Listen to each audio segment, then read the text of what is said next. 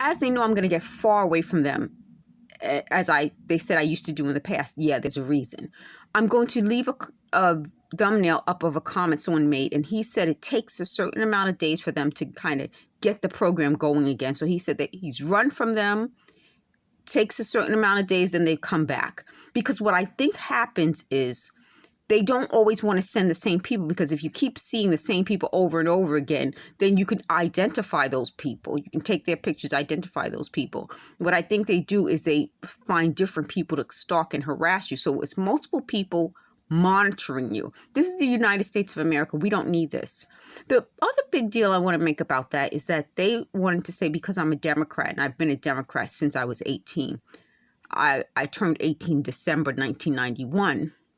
Another reason they don't want me to keep talking about my age is because then they can't use someone else to pretend to be me. And that's my point. Everything about them is so distorted that if I weren't used to dealing with them, I would think, well, maybe they're doing that to help me. No, they don't want me to be identified as Shamega Johnson. And that's part of it. They keep saying, well, weren't you Shamega? What? They keep going back and forth, back and forth, back and forth. Everybody knows me as Shamega. It doesn't matter what they think, their opinions. I'm Shamega Johnson. They cannot use somebody else to be me.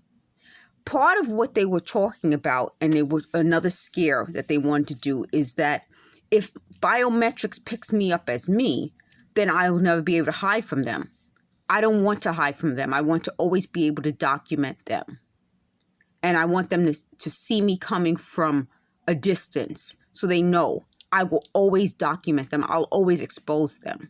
They said, again, for fear that they're going to shoot me in the head. Hey, they probably would have done that already had I not been exposing them.